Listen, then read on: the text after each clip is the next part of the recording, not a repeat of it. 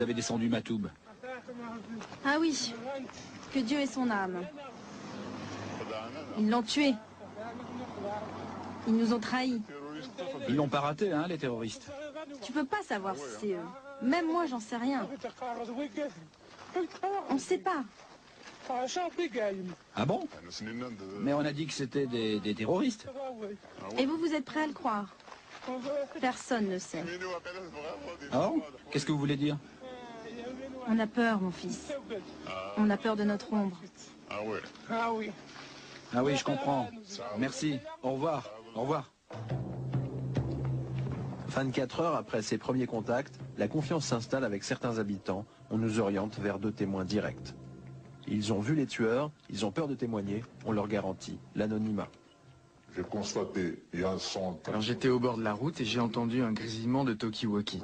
Alors je me suis retourné et j'ai vu des hommes descendre de l'Olivret. Ils étaient 7. J'ai fait semblant de ne pas les voir. Et les terroristes, ils passent par là d'habitude? Non, ils passent par la route normale, jamais par la forêt. Et pourquoi vous pensez que ce n'était pas le GIA? Parce qu'il y a du quoi, ils sont connus. Si c'était eux, j'en aurais reconnu au moins un ou deux. Notre deuxième témoin ne veut pas que son image apparaisse, mais elle confirme l'implication de l'armée dans l'attentat. Il y avait un camion de l'armée. Vous savez, je vous en supplie, ne me dénoncez pas. J'ai quand même des enfants. Après l'assassinat, les assaillants, ils sont repassés tout près d'ici. Ils sont descendus sous la route et là, j'ai pas bien compris, ils sont remontés habillés en tenue militaire. Nos témoignages se recoupent, ce sont bien des militaires qui ont assassiné Matoub. Pourquoi l'armée aurait-elle tué l'un des plus grands chanteurs kabyles? Pour l'éditeur François Gèze, un spécialiste de l'Algérie, l'assassinat de Matoub visait probablement à déstabiliser par la violence le président de l'époque, Yamin Zerwal. À cette période, un conflit très dur l'opposait aux généraux qui dirigent le pays. Il est très simple ce conflit, c'est-à-dire que le clan présidentiel, qui avait été nommé en fait et désigné par le clan des décideurs militaires, a voulu s'émanciper. D'une certaine façon, comme M. Boudiaf avait voulu le faire auparavant. Lui, on l'a assassiné. Lui, comme c'est un militaire, M. Zerwal, on va lui envoyer des messages. Le clan des décideurs va lui envoyer des messages. Donc il y a eu beaucoup de messages, des assassinats, etc.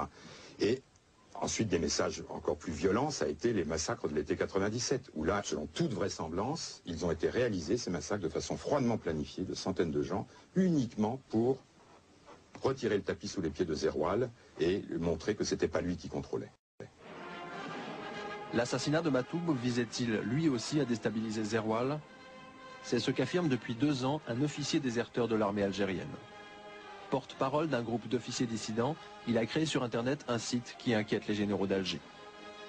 Au moment du meurtre de Matoub, le colonel Ali travaillait au ministère de la Défense, il était au courant des opérations spéciales des militaires. Selon lui, l'armée cherchait à l'époque à provoquer des révoltes en Kabylie pour justifier un coup d'État contre le président Zerwal. Il fallait mettre la région à feu et à sang. Il fallait mobiliser la région, quels que soient les moyens. Toujours selon le colonel Ali, les généraux auraient fait appel à leur homme de confiance dans la région, Nordin Aït Hamouda, le chef des milices anti-islamistes de Kabylie. Aït Hamouda, là, il saute sur l'occasion, il dit l'affaire de mobilisation, c'est mon affaire. Hein? C'est mon affaire, c'est pas un problème, je sais comment faire bouger la région. Selon notre officier déserteur, c'est lors d'une réunion en présence d'Hamouda que la décision aurait été prise d'exécuter Matoub. Si Matoub n'était pas disponible, ils auraient tué Aït Mguellet. Si Aït Mguellet n'était pas disponible, ils auraient tué Farhad Mhanni. Si Farhad Mhanni n'était pas disponible, ils auraient tué Edir. Une personnalité kabyle. L'accusation est grave, nous contactons Hamouda. Vous savez, j'étais au courant de votre émission bien avant que vous m'appeliez, vous voyez? Mais vous étiez au courant comment? Vous savez, autant vos services fonctionnent ici, autant que peut-être nous aussi on fonctionne chez vous, hein? Vraiment, vous êtes malhonnête. Nous parlons maintenant à Hamouda des accusations du colonel Ali. Vous pensez bien que j'ai lu, puis c'est sorti sur Internet. Ouais. Le bonhomme qui a écrit ça, ouais. Cette fameuse réunion, moi je me rappelle pas où est-ce que j'étais. Bon, bref, à supposer qu'on est tenu. Donc, ce bonhomme-là, les moindres détails, donc il était avec nous. Il était avec vous, ou alors il a écouté les enregistrements? Ah, parce qu'en plus, c'était des enregistrements. Vraiment, vraiment les flics français sont forts. Hein. Et vous vous en souvenez de cette réunion ou pas? Arrêtez vos conneries, arrêtez vos conneries, arrêtez vos conneries. Vraiment, ce jeu-là, vous êtes mal barré avec moi. Étrange coup de fil. Qui est vraiment Hamouda? Au printemps 98, une équipe de l'agence Capal avait filmé dans son fief kabyle. Ça va? Chef de milice, Hamouda est puissant. Dans sa région, il a même le pouvoir de remplacer les gendarmes officiellement chargés de surveiller les journalistes français.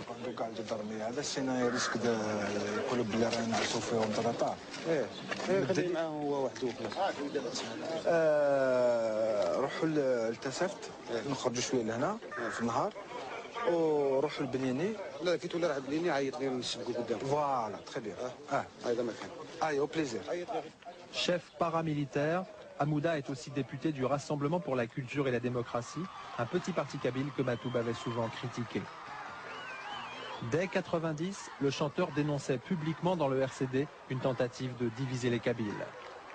Sur son dernier album, on s'en prend au laquais servile d'un régime dictatorial, une attaque qui, selon les proches de Matoub, visait les dirigeants du RCD. Sur un de ces cahiers que nous avons pu consulter, le chanteur avait même écrit des textes encore plus violents, véritables brûlots, qu'il s'apprêtait à chanter sur scène.